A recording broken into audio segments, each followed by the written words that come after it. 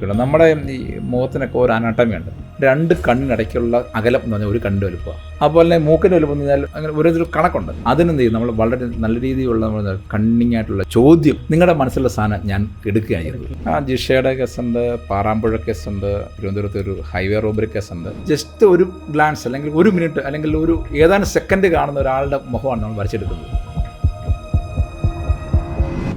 ഒരു ക്രൈം നടന്നു കഴിഞ്ഞാൽ അവിടെ ഒരു വിക്ടിം ഉണ്ടാവും, അപ്പോൾ തന്നെ ഒരു പ്രതിയുടെ സസ്പെക്റ്റും ഉണ്ടാവും. ആ സസ്പെക്റ്റ് ചെയ്യുന്ന ആളെ ഒരാളിനും കണ്ടിട്ടുണ്ടെങ്കിൽ അല്ലെങ്കിൽ അയാളുടെ CCTV ദൃശ്യം എവിടെയെങ്കിലും പതിഞ്ഞിട്ടുണ്ടെങ്കിൽ അത് ഭാഗികമായിട്ടാണെങ്കിലും നമുക്ക് അതിൽ നിന്ന് ഇപ്പോൾ ഡെവലപ്പ് ചെയ്തുകൊണ്ട് വരാം. പഴയ കാലത്തൊക്കെ സാക്ഷികളുടെ മൊഴികളുടെ അടിസ്ഥാനത്തിൽ നമ്മൾ രേഖാചിത്രങ്ങൾ വരയ്ക്കുകയും, അതുകൊണ്ട് ഞാൻ കേരളത്തിൽ 500ഓളം പടങ്ങൾ വരച്ചിട്ടുണ്ടെന്ന് എൻ്റെ തോന്നൽ. അതായത് പ്രമുഖമായിട്ടുള്ള ജിഷ വധക്കേസ് ഉൾപ്പെടെ നിരവധി കേസുകളല്ലേ? അതെ അതെ, പറയാനാണെങ്കിൽ ഇഷ്ടംപോലെ ഒത്തിരി കേസുണ്ട്. അത് എടുത്തു പറയാമെന്ന് പറഞ്ഞാൽ ഇപ്പം ജിഷയുടെ കേസുണ്ട്, പാറാമ്പുഴ കേസുണ്ട്, പിന്നെ തിരുവനന്തപുരത്ത് ഒരു ഹൈവേ റോബറി കേസുണ്ട്, പിന്നെ അവിടെ നടന്ന റേപ്പ് കേസുണ്ട്. ഇങ്ങനെ പ്രമാദമായ കേസുകളെല്ലാം ഉണ്ട്. ഞാൻ പറഞ്ഞില്ല, ഇതിൻ്റെ ഒരു ടെക്നിക്ക്, ഇതിൻ്റെ ഒരു ചോദ്യം എന്താണെന്ന് മനസ്സിലായി. ചോദ്യം അപ്പോൾ നമ്മൾ ചോദിച്ച് മനസ്സിലാക്കാൻ വേണ്ടി കഴിവ് കൊടുക്കുക.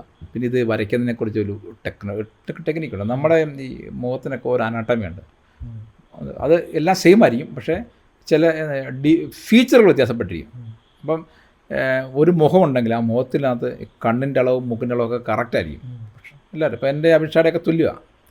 പക്ഷേ പറ്റുന്നതെന്നറിയോ, അഭിഷാടെ മൂക്കിൻ്റെ പിക്ചർ എൻ്റെ പിക്ചറും വ്യത്യാസമാണ്. അപ്പോൾ നമ്മൾ ആദ്യം ഒരു കണക്ക് പിടിക്കുക എന്നുള്ളതാണ്. അതായത് സിമ്പിൾ ഞാൻ പറയാം, രണ്ട് കണ്ണിനിടയ്ക്കുള്ള അകലം എന്ന് പറഞ്ഞാൽ ഒരു കണ്ണിൻ്റെ വലുപ്പമാണ്. നിങ്ങൾ രണ്ട് കണ്ണിനിടയ്ക്കുള്ള ഒരു ഭാഗമില്ലേ, ഈ ഭാഗം, അതൊരു കണ്ണിൻ്റെ വലുപ്പമായിരിക്കും. അതുപോലെ തന്നെ മൂക്കിൻ്റെ വലുപ്പം എന്ന് പറഞ്ഞാൽ അങ്ങനെ ഒരു കണക്കുണ്ട്.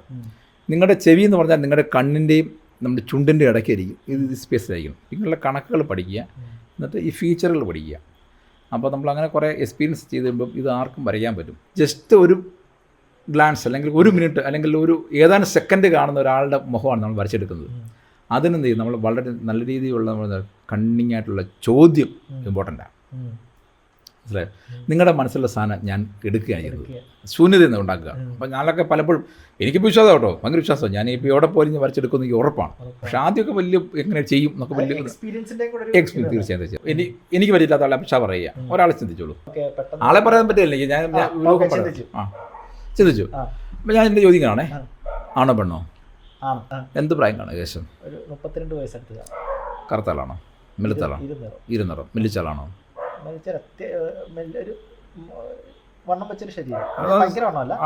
സാമാന്യ വണ്ണം അല്ലേ? അപ്പോൾ എനിക്കൊരു ഐഡിയ കിട്ടും. എന്ത് ദൂരം കാണും? ഒരു 5.5. Okay okay, 5.5. മലയാളിയാണല്ലോ അല്ലേ? മലയാളിയാണോ? എൻ്റെ മൊത്തം ഒരു ഫീച്ചർ കിട്ടിക്കഴിഞ്ഞപ്പോൾ, അതായത് ഇരുനിറമുള്ള ഒരു 5.7 സാമാന്യം വണ്ണമുള്ള ഒരാണ് അല്ലേ? എനിക്ക് ഫീച്ചർ വട്ടം പോകണം. വട്ടമല്ല, ഓവൽ മുഖം. ഓവൽ മുഖം അല്ലേ? ഈ മൊട്ടയുടെ ഷേപ്പുള്ള അല്ലേ? ഓവൽ മുഖമാണ്. ഇരുനിറമെന്ന് പറഞ്ഞല്ലേ? മീശയുണ്ടോ?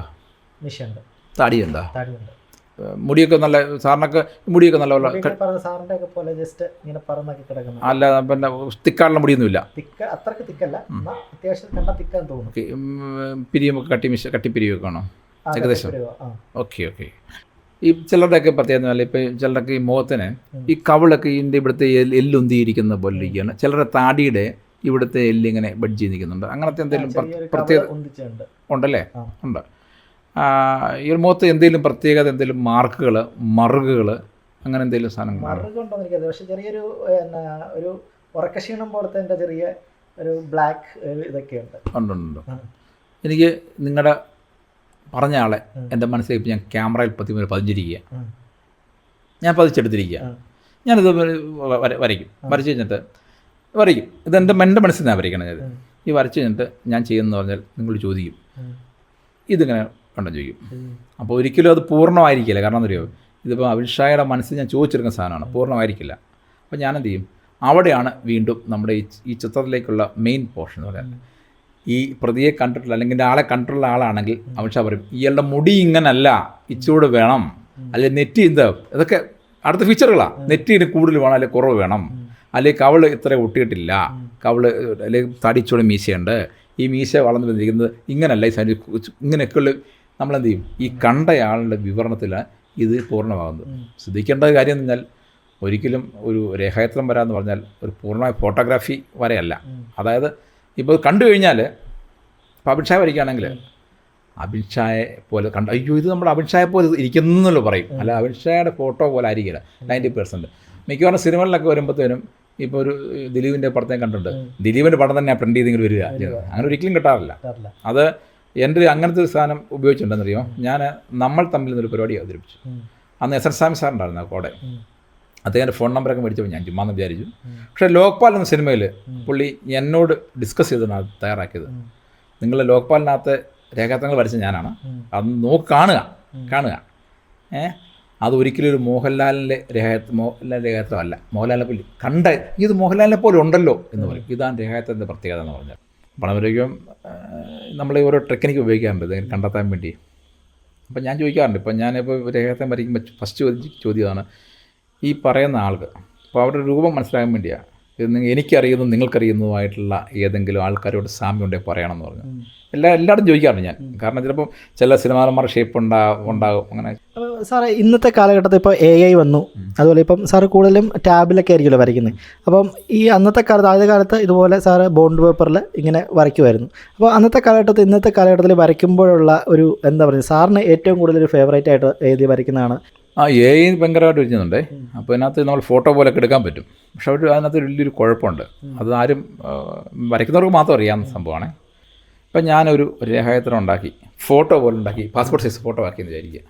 അത് പറഞ്ഞ ആൾ ഇത് ഞാൻ കൊടുക്കുമ്പോഴത്തേനും ഈ പർട്ടിക്കുലർ വ്യക്തിയെ തപ്പിപ്പോവും, ഈ ഫോട്ടോയിലുള്ള ആളെ തപ്പിപ്പോവും. മനസ്സിലാകുന്നതോ? കിട്ടാൻ സാധ്യത കുറയും. നേരെ മറിച്ച്, കാരണം അങ്ങനെ ആളില്ല, നമ്മൾ ഉണ്ടാക്കിയ സാധനമല്ലേ. എന്താ വെച്ചാൽ സ്കെച്ച് ആകുമ്പോഴത്തേനും ആ സ്കെച്ചിൻ്റെ ഒരു പെൻസിൽ സ്കെച്ചാണെന്ന് വിചാരിക്കുക. ആ സാധ്യത എന്ന് പറഞ്ഞാൽ ഇത് കാണുമ്പോൾ ഇതുപോലെ ആളെ ഞാൻ അങ്ങനെ കണ്ടിട്ടുണ്ടല്ലോ. പടമല്ലേ, അത് ഫോട്ടോ അല്ല, അങ്ങനെ ആ വ്യക്തി ഉണ്ട് എന്നല്ല, ഒരു പടമായപ്പം ഇത് ഇന്നിടത്ത് ഇന്നയാളിങ്ങനെ പോലെ ആയിരിക്കാം, അല്ലെങ്കിൽ ഇങ്ങനെ പോലെ ഇങ്ങനെ ആയിരിക്കാം എന്ന് സാധ്യതകൾ ഒത്തിരി വരികയും. പക്ഷെ നമ്മൾ രേഖാചിത്രം എന്ന് പറഞ്ഞാൽ നമ്മുടെ ചോദ്യങ്ങളിലേക്ക് എത്തുക. നമുക്കൊരു പ്രത്യേക ചോദ്യങ്ങൾ അവരോട് ചോദിച്ചിട്ട് അവരുടെ ഉള്ളിൽ ഔട്ട്പുട്ട് എടുക്കുക എന്നുള്ള പ്രധാന സംഭവം. സാറേ ഒരു ചിത്രകാരൻ അല്ലാതെ സാറൊരു റൈറ്ററാണ്, ഒരു മിമിക്രി ആർട്ടിസ്റ്റാണ്, ഒരു ഗായകനാണ്. ഞാൻ ആദ്യം പറഞ്ഞതുപോലെ കേരള പോലീസിലെ ഒരു സകലകലാ വല്ലഭനെയാണ് നമ്മുടെ മുമ്പിൽ കിട്ടിയിരിക്കുന്നത്. അപ്പോൾ സാറേ ഞങ്ങൾക്ക് വേണ്ടി ഒരു 2-3 മിമിക്രിയും പാട്ടും ഒക്കെ അത് വേണോ? കാരണം സാറിൻ്റെ പെർഫോമൻസ് ഒക്കെ ഞങ്ങൾ നേരിട്ട് കണ്ടിട്ടുണ്ട്. അപ്പോൾ സാറേ ഞങ്ങൾക്ക് വേണ്ടി ഒരു പാട്ടി തുടങ്ങാം അല്ലേ? ഒരു പഴയ പാട്ട്, നല്ലൊരു ഗായകൻ. ഓമനേ നീയൊരുമൽ ഭാവഗീതമോ, കാതരേ നീയൊരു കിന്നാവിൽ കാവ്യമോ, സ്നേഹരാഗല്ലോലമോ, നിലാവിൻ സാന്ദ്രമോ, മധുപകരുമൊരമൃത തരള ശ്രുതിലയ സുഖലളിത ഗാനമോ.